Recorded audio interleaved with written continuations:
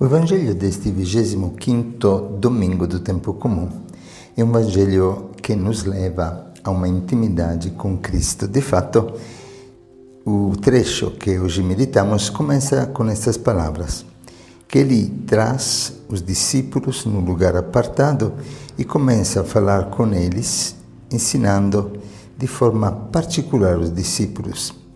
E não queria que ninguém soubesse disso, porque queria permanecer a sós com ele. Deixa-te, então, levar nesta intimidade com Cristo, porque ele, no segredo, quer nos revelar o segredo da vida, a lei da vida, o mistério pascal.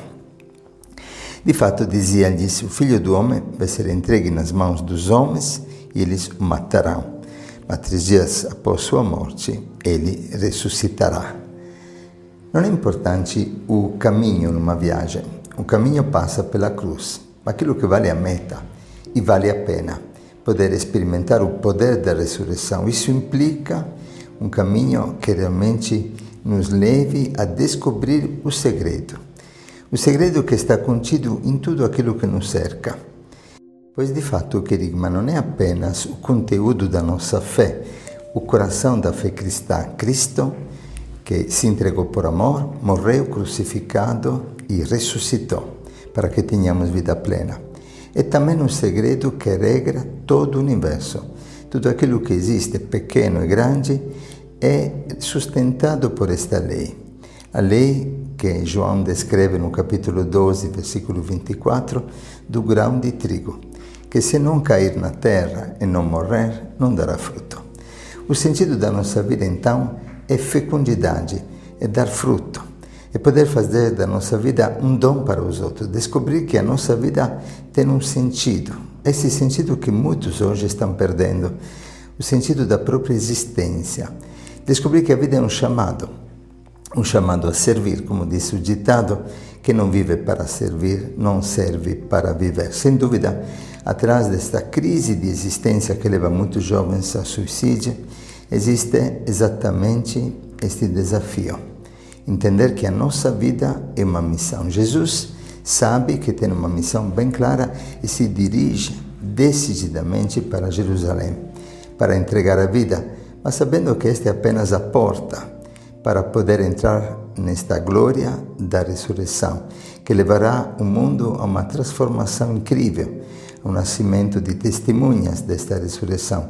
Esses mesmos apóstolos que hoje não entendem o Evangelho, mas que depois serão capazes de testemunhar o Cristo até o derramamento do próprio sangue. Existe então uma lei que realmente rege todas as coisas, a lei do parto, a lei da vida.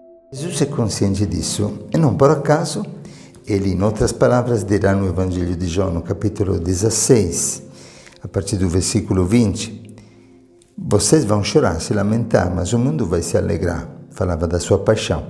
Vocês ficarão angustiados, mas a angústia de vocês se transformará em alegria. Quando a mulher está para dar à luz, fica angustiada, porque chegou a sua hora. Mas quando a criança nasce, ela nem se lembra da aflição, por causa da alegria, pois um ser humano foi dado ao mundo. É muito forte poder entender este mistério. Toda a nossa vida é marcada por este conflito. Por um lado, a tentação de fugir do sofrimento, da provação. Por outro lado, uma sabedoria que vem do alto, como diz Santiago na segunda leitura, que é cheia de misericórdia, que é pacífica, modesta, conciliadora, que é cheia de bons frutos e que promove paz. E por isso, Tiago nos ensina que todos os conflitos têm raiz na guerra que está no nosso coração. Uma guerra que tem sua raiz na desordem das paixões, que estão em conflito, dirá Tiago, dentro de nós. Cobiçais, mas não conseguis ter. Matais e cultivais inveja, mas não conseguis êxito. Brigais, fazeis a guerra, mas não conseguis possuir. Esta é a origem de todos os conflitos. Dizia Madre Teresa, nunca haverá paz no mundo se não tiver paz nos úteros das mães. Até que as mães matarão crianças inocentes, o mundo não poderá ter paz. E diz Jesus que até que os homens não olharem para a misericórdia, não poderá ter paz. A paz do mundo começa no nosso coração, quando nos decidimos para fazer do nosso coração um abrigo, uma casa que acolhe a vida, que defende a vida. Esta é loucura para o mundo. Como sabemos, Francisco experimentou todo o conflito, até dentro da sua própria família. Assim acontece para cada um que é chamado por Deus, que assume seu chamado. Muitas vezes os próprios parentes, os próprios familiares não entendem esta loucura, pois o mundo te ensina a possuir, a colocar a tua realização em ser mais e não em servir, em fazer da tua vida um serviço, tornar-te servo dos outros. E aqui é a luta que tem também no coração de cada cristão, de cada discípulo. Não por acaso, a mesma luta que o Evangelho relata na discussão entre os discípulos de Jesus. Enquanto Cristo está ensinando o caminho da vida, e até quase que cômica a cena, se não fosse dramática, pois expressa o drama da nossa vida, os discípulos estão discutindo para entender que será o maior entre eles. Este é o caminho de um conflito que há raiz no coração de cada homem. Podemos escolher de fazer da nossa vida uma competição, uma comparação ou uma experiência de comunhão.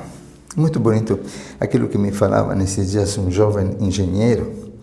Ele dizia: padre, eu estudei, eu me formei e sei que engenheiro é para tornar a vida das pessoas mais plena, para poder oferecer uma moradia digna e não para acumular dinheiro. Que revolução seria se todo mundo entendesse a mensagem deste Evangelho de hoje? A nossa vida tem sentido como serviço.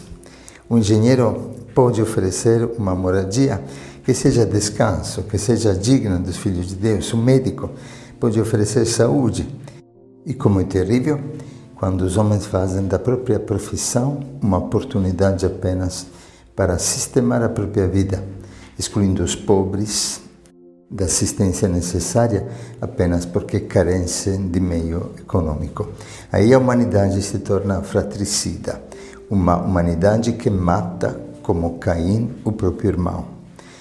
É triste, mas este é realmente o caminho que o mundo oferece. E podemos descobrir neste Evangelho a solução. Nós podemos sofrer por amar, e esse sofrimento é fecundo, gera vida, como dizíamos do parto da paixão de Cristo. E podemos sofrer por não amar, por permanecer fechados no nosso eu, uma vida estéril, uma vida que perde o sentido da própria existência, uma vida que se torna infecunda, insignificante, uma vida que me leva a uma solidão terrível. E esta solidão se chama o inferno, pois o inferno começa aqui nesta terra para aqueles que não descobrem que fomos criados pelo amor e fomos criados para amar. São Paulo, em Gálatas 4:9, diz que o seu ministério é gerar seus discípulos nas dores do parto até que Cristo seja formado neles. Gerar. A misericórdia é realmente um útero, por isso Tiago fala que esta sabedoria que vem do alto é cheia de misericórdia e de bons frutos. Este é o sentido do gesto de Jesus, de colocar uma criança no meio dos seus apóstolos. É como um útero que acolhe uma vida que precisa de cuidado, que precisa de amor. Acolhida é salvação.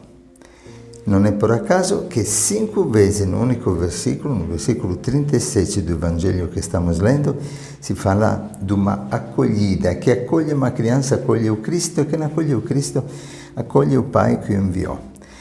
A palavra hospitalidade em latim vem de hospes, mas a raiz está em hostes. Hostes é o inimigo. Hospitar, tornar o outro acolhido, significa entender que o outro não é inimigo, mas que o outro é o dom de Deus. Que o irmão não é um peso, mas que realmente é uma graça na minha vida. É a oportunidade que tenho de fazer da minha vida uma vida fecunda, uma vida cheia de alegria.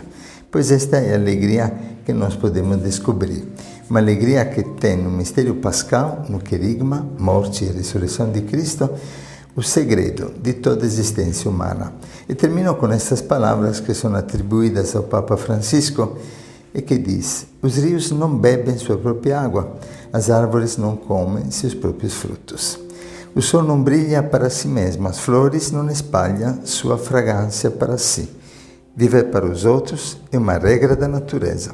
A vida é boa quando você está feliz, mas a vida é muito melhor quando os outros estão felizes por sua causa. Acolha a criança, acolha o pequenino. E nesta acolhida o paraíso se faz presente, o Cristo se manifesta, o amor do Pai é derramado fecundamente no nosso coração. Te desejo uma vida fecunda e cheia de graça. Te abençoo, que o Senhor faça resplandecer sobre ti a sua face e te dê a paz e misericórdia na presença do Senhor. Um bom domingo para todos.